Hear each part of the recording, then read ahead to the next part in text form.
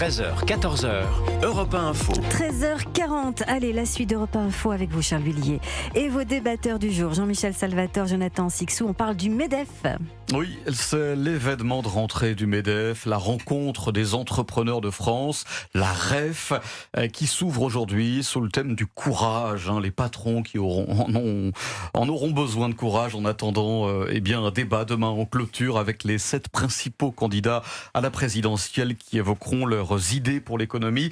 Alors, à 8 mois de l'élection, ce rendez-vous annuel de cette organisation patronale prend une dimension très politique qui va se traduire par une affluence record.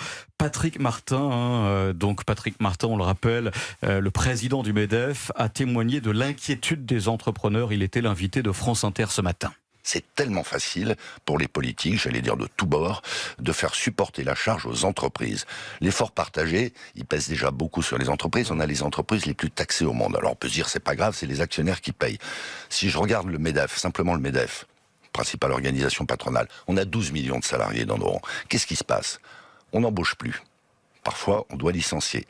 On ne peut pas augmenter les salaires comme on voudrait augmenter les salaires. On ne sait pas faire les efforts auxquels on ne pourra pas échapper de réduction des dépenses. Dire que les entreprises doivent faire un effort supplémentaire et en réalité qu'elles supporteront une fois de plus l'intégralité de l'effort, c'est scier la branche sur laquelle on est assis. Voilà, Patrick Martin ce matin sur France Inter. Alors, Jean-Michel Salvatore, vous côtoyez le monde économique. Je crois que vous conseillez quand même quelques entreprises. Quel est le moral des troupes ? Êtes-vous d'accord avec ces mots de Patrick Martin, le président du MEDEF, qui disait 2027 sera soit le sursaut, soit la crise. En gros, ça passe ou ça casse. Écoutez, le moral, il est catastrophique. Catastrophique. Et on peut objectiver ce moral avec une enquête qui a été faite par Opinionway auprès de 66 000 patrons. Et au terme de cette enquête, on découvre que 82% des patrons sont pessimistes. 82% des patrons. Or, ce sont les patrons qui embauchent. Et là, Patrick Martin l'a dit sur France Inter, les patrons n'embauchent plus. Pourquoi ? Parce que ils ont le sentiment que la situation économique de la France est imprévisible. Or, quand on dirige une entreprise, on a besoin d'un minimum de stabilité, on a besoin de savoir un peu où on va. Or là, il y a une instabilité fiscale, on ne sait pas ce qui va se passer, une instabilité sur les conditions économiques. Et c'est vrai que depuis la dissolution, depuis 2024, les patrons ont vraiment le sentiment de travailler sur des sables mouvants.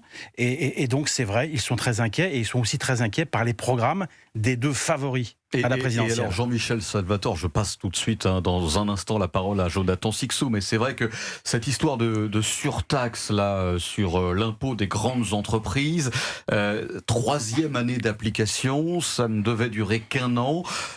Et ça, j'imagine que chez les entrepreneurs, Jean-Michel Salvatore, ça passe pas.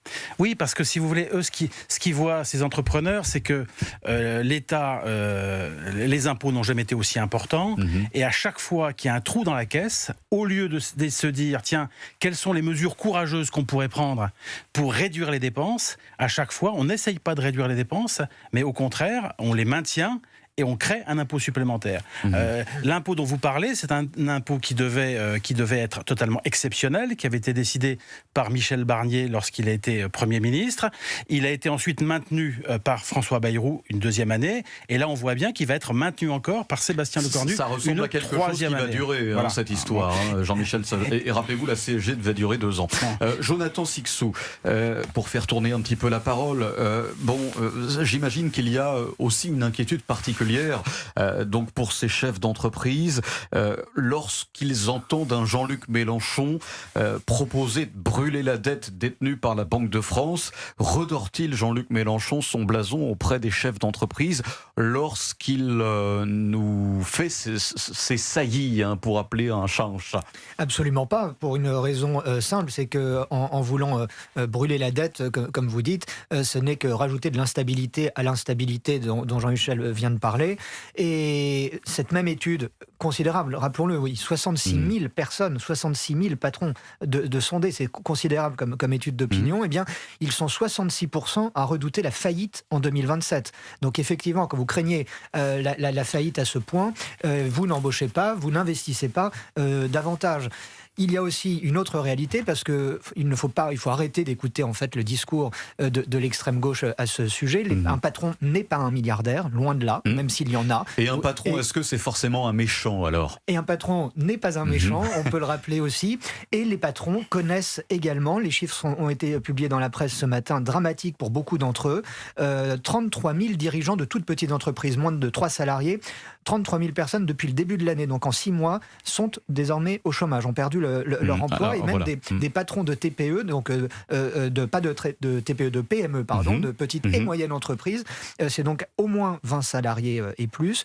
Eux, depuis le début de l'année, près de 700 ont perdu leur emploi également. Donc, si vous voulez, c'est un secteur en crise aussi. Ce qui donne aussi, pour corroborer ce que vous dites très bien, Jonathan Sicsot, une hausse de 5% sur un an des défaillances d'entreprises en France.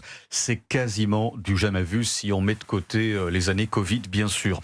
Alors, Patrick Martin, le président du MEDEF, Jean-Michel Salvatore, défend une augmentation de 2% de la TVA qui permettrait d'augmenter les salaires nets et de générer une croissance très rapidement de 300 000 emplois. C'est le chiffre qu'il avance, Patrick Martin. Est-ce que vous pensez que, en ces temps de vache maigre pour les Français, parce que la TVA, c'est la taxe sur la valeur ajoutée, est-ce que vous êtes d'accord avec cette proposition de Patrick Martin ? Eh bien, Jean-Michel Salvatore, dites-nous tout. En fait, Patrick Martin, il dit un peu la même chose que Bruno Le Maire. Je ne sais pas si vous avez lu son interview dans le Parisien ce week-end. Le Maire disait, finalement, aujourd'hui, les dépenses de l'État sont financées par tous ceux qui travaillent.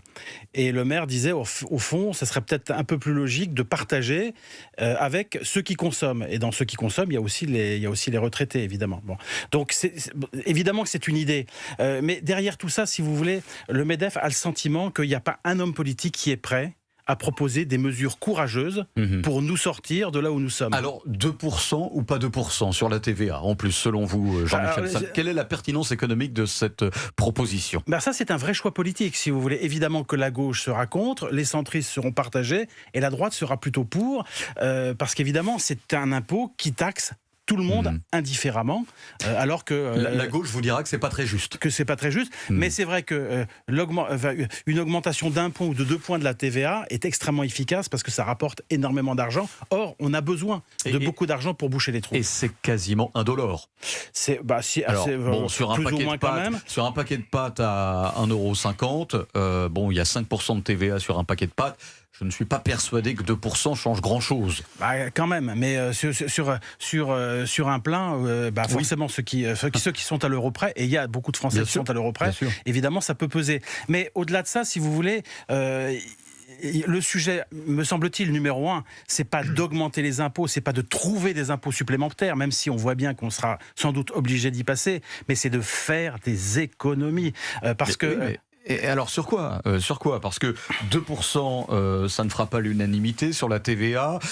Lorsqu'on propose d'imposer les plus riches, ça ne fera pas l'unanimité. Chacun défend son précaré. La France est ce qu'elle est, pays irréformable. Comment vous voulez faire, Jean-Michel Salvatore ? Non, mais il y a plein d'idées. Moi, on va pas dans ce studio bien sûr, faire un plan de relance ou faire un plan de sauvetage de l'économie française. Mais il y a quand même des idées qui sont sur la table.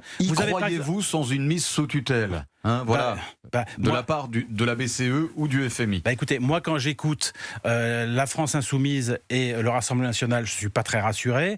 Et quand j'écoute Édouard Philippe, qui pour l'instant est le favori du bloc central, nous expliquer qu'il faut encore augmenter les salaires des profs, je ne suis pas optimiste non plus. Donc j'ai un peu le sentiment que chez nos élus, et on l'a vu d'ailleurs depuis la dissolution de 2024, il y a une incapacité totale à proposer des économies, à proposer des efforts. On l'a vu au Parlement, le seul sujet qui est débattu, c'est l'augmentation des impôts. C'est toujours la même chose, mais il n'est jamais question d'efforts. Or, on ne s'en sortira pas si on ne fait pas d'efforts.